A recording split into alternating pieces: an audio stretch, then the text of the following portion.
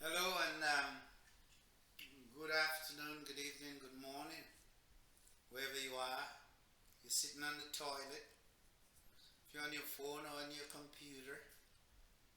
I want to thank you once again for inviting me into your space and into your world. Today is the 24th of November 2022, and I'm thankful to be still amongst the living and to be here for you and to be able to speak with you and to talk about things that are of great importance. Not trivial matters, non trivial matters. And today in the United States of America, this is dedicated as Thanksgiving Day. And Thanksgiving is a very confusing day to many citizens, my fellow citizens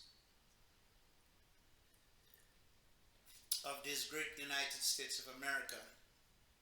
You see, Thanksgiving really is a colonial celebration, a remembrance of the arrival of the colonialists and the colonialists who decimated and committed acts of genocide against the indigenous peoples whom they met here. Now, maybe that's what God wanted, maybe they were right, and maybe it was manifest destiny.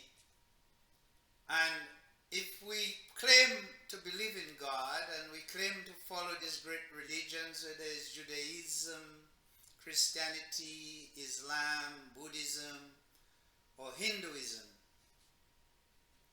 and everybody talk about their gods and how their gods favor them, and that's why they get material prosperity and all these great things. And it is our people who, unlike the indigenous peoples of the United States of America, we were invited here, brought here to take part in this great experimentation of colonialism. And we, like myself, were descendants of both European and African slaves. The African slaves were brought, they didn't have to pay their way. They came from Africa, they were brought to Portugal, they were brought to Europe, they were brought to England, they were brought to France, and they were inventoried. And then from there they were brought to the West Indies, to Haiti, to Santo Domingo, to the Dominican Republic, on the island of Hispaniola, to Cuba, to St.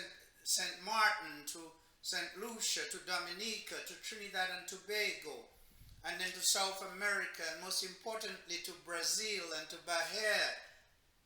And many of those people came from the west coast of Africa. A large number of them were Yorubas, particularly in Brazil and particularly in Cuba. And in other parts in the Bahamas, they came from the, what you call it, I need to switch this light off. Well, I fucked up on the first video. Instead of hitting the on pause, I hit the video button. So we'll have two parts to this video. I just did something where I tipped over my wine and it made me remember my previous wife, who always said, Peter, you don't pay attention to the things around you. So I spilled the wine and I went and got a little bit more, and I had to turn the light off back there so that it doesn't, is the video going? I can't goddamn tell. Okay, I guess the video was going. I couldn't see the damn timer, but I said I spilled the wine. I had to turn the light off back there. But I was telling you that Thanksgiving is a colonial celebration, and the conquest of the United States of America and the vanquishing of the native peoples through genocide, and that is the history of the U.S. and all the United States of America. It's not America. Remember, it's Estados Unidos, the United States of America. And then they brought the African slaves, the Portuguese, the Dutch, the English, the French, and the Spanish. And Jamaica was the pearl of the British Empire, and even during the revolution with whatever that guy name was, he was executed by the guillotine. The British monarchy had actually taken refuge in exile in Jamaica and Haiti. For all what you say about it was the pearl of the French Empire, and Cuba was the pearl of the Spanish Empire. And today on Thanksgiving Day, people like to talk about what they are thankful for. And all they talk about is the material things. And you know, I am most thankful and most grateful to be alive and to continue the struggle, a luta continua, in the name and in the memory of all of our great liberation leaders, and first and foremost amongst them is Samora Moise Machel from Mozambique. But moreover, I want to refer to my great-great-great-great-great-grandfather, Francois Macandal. And Macandal told the French, and he told the Europeans he would return.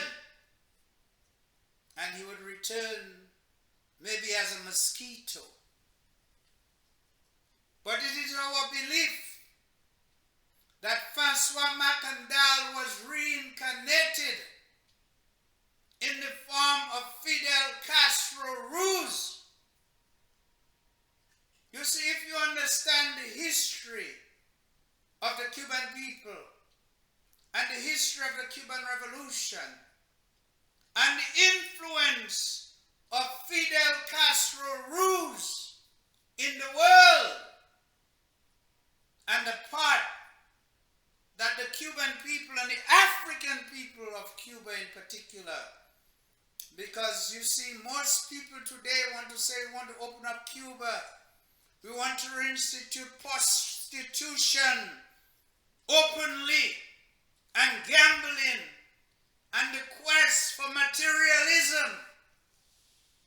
But the average African person who is on Cuba, they may not have a whole lot, but they are content with their way of life. They say, I can walk the street at 4 or 3 or 2 a.m. in the morning and I do not fear, because there is no crime on Cuba. Nobody's going to come to rob me because of my purse, my shoes, or my watch.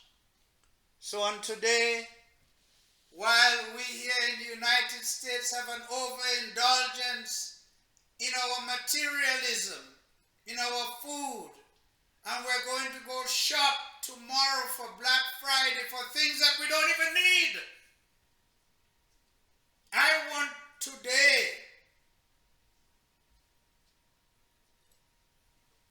the 24th of November 2022, I want to commit this Thanksgiving and to say thank you to the revolutionary people of Cuba, who have under very difficult circumstances maintained their discipline, maintained their struggle, maintained their resistance against the onslaught of Western domination and United States of America capitalism and neocolonialism.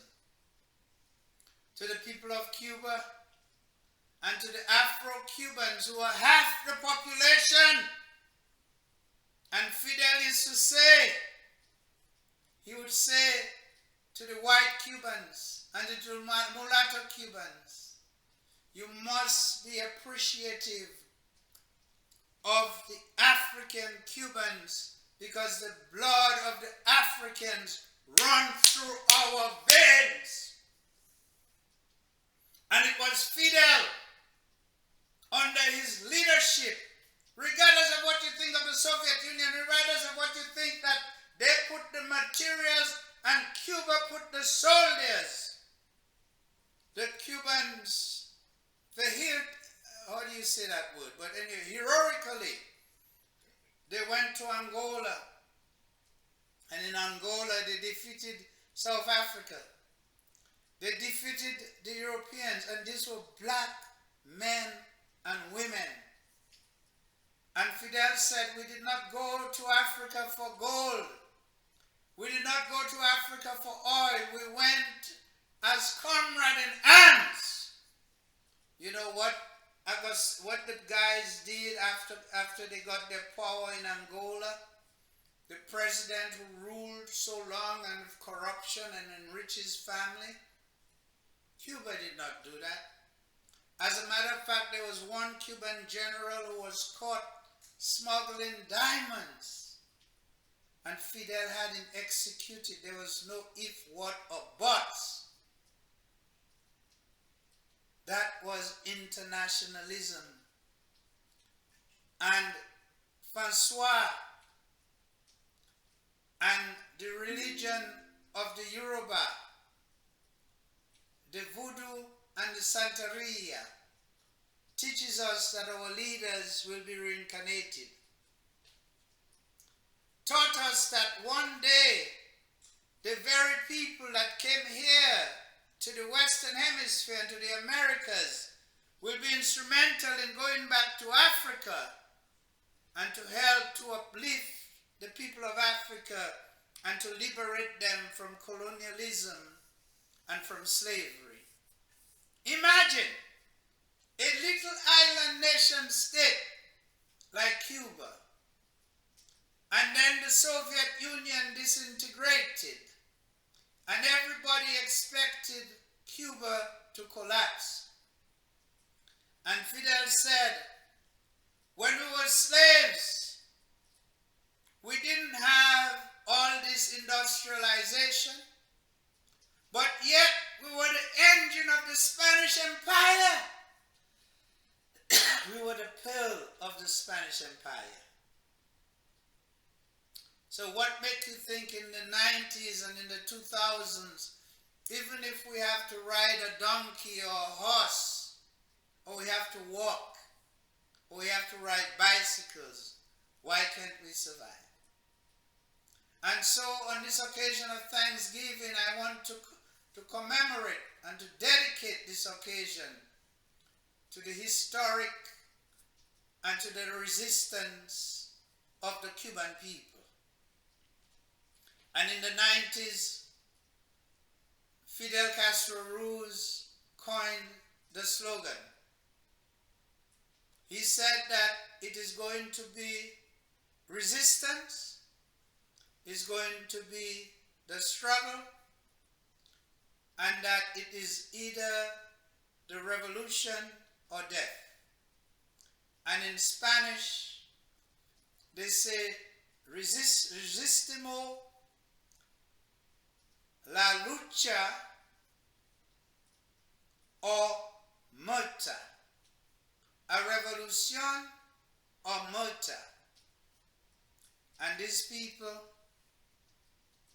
to our surprise, and to the surprise of the United States of America, Donald Trump, Joe Biden, and all of the pressures on our people. And the real thing is, it's about racism.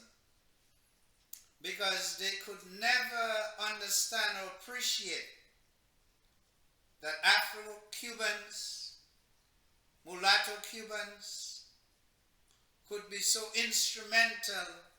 Oh, resistimo. So it's resistance, it's the struggle, and it's either the revolution or death. And that is the slogan that Fidel gave to his people. Now Fidel has left, and Raúl has left the scene, and Che had long been vanquished. But you have to go and read and understand the role that Cuba played in the world. Now they didn't do everything right. They supported Mengistu Melhariem in Ethiopia, and that was a mistake. But in Angola and at Quanto Convale and in the back battles against South Africa. And even today I hear people criticizing the war in Ukraine and the Russian tactics. But the Russians know that when Hitler came to Stalingrad, when Hitler came to St. Petersburg, when Hitler was at the doors of Moscow, what they used was the Katyusha rockets. So some generals say, oh, the Russians are still fighting like World War I and World War II. But the Russians know that these rockets and bombing your enemies with an unrelenting force of rockets has always worked. And in Angola, the Cubans hit the South Africans with rockets, and the South Africans went into disarray. They could not believe, and they were defeated. And so the history of our people teaches us that our leaders, Marcus Garvey said he would come back. He would come back as a mosquito. François Macandal said he would come back. And so Fidel was no ordinary person. Like the leader said of the Santeria movement, he said, when Fidel was giving that speech, I mean, it could have been a trick. They could have put something on his shoulder to make the dove land on him. But two white doves came from nowhere and landed on Fidel's shoulder. And he said that was a sign from the gods that Fidel was the chosen one, the Messiah. And the Cuban people, for all what you want to say about them, they are questioning what does it mean to open up to Western materialism? What does it mean to open up to the white Cubans who are in Florida, who want to come back? And you know how racist they are. They're racist right there in Florida, much less when they would resume power in Cuba at the expense of the African Cubans. And that is never going to happen. That is never going to happen, because we the African people, we know for sure and we understand for sure where we stand. And Cuba belongs not just to the mulattoes and to the white colonialists who ran away to Florida. Never again will you be able to oppress our people.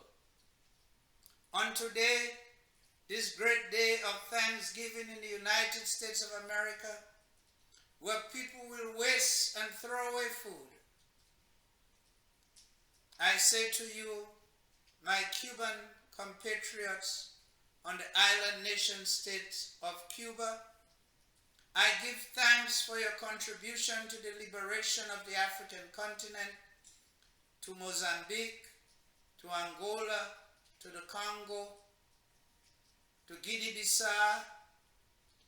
And I say to you that don't mind if the leaders have squandered what you did. One day, soon now, a real leadership will emerge.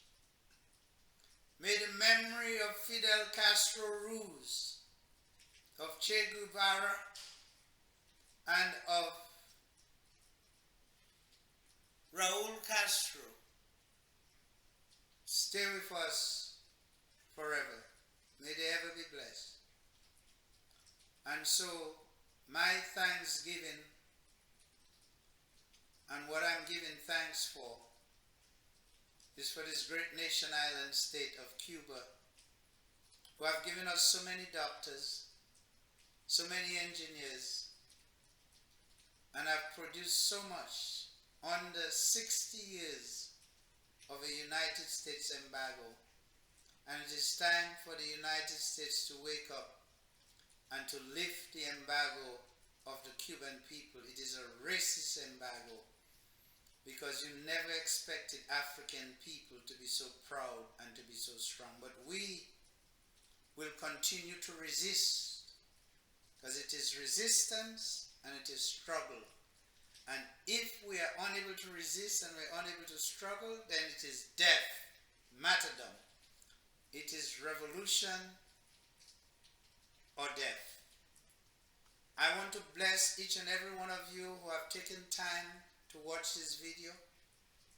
I want to let all of the Cuban people know that so many of us all over the world, we are in solidarity with Cuba. We're in solidarity with the people of Cuba.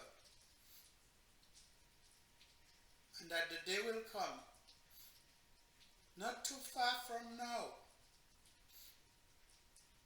the day will come, and they'll have no choice than to allow us to freely come to Cuba and to allow you to achieve your place, rightfully so, amongst the nations of the world. They are jealous. They are jealous that such a little island nation state and a great leader, the reincarnation of Marcus Garvey, the reincarnation of Francois Macandal, the reincarnation of Toussaint Louverture, all in one,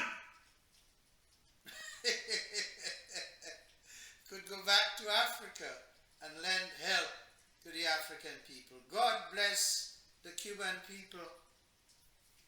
May you forever remain strong in your resistance and in your fight against Western imperialism. And we want you to know that we stand with you in solidarity while we sit here in the same nation that is trying to oppress you and to destroy you and to crush you. But you will never be crushed. This is my thanksgiving wish and my blessing to the Cuban people. And I want to thank you for what you did in Angola and to let you know that we are proud. Do not lose self-confidence. Do not doubt what you have done. Do not think that because you don't have Western materialism that somehow you're missing out on something. I see you. You're so humble. You're so disciplined. You go through so many hurricanes and you still thrive. You come back. And soon, very soon, you are going to emerge as a very strong economic power in our world. God bless you. I bless you. Receive the blessing of Francois. Receive the blessing of Toussaint. Receive the blessing of Marcus Garvey. And may the spirit of Fidel ever live over you and continue to protect you from the designs of Western imperialism. This is all I have to say. Thank you.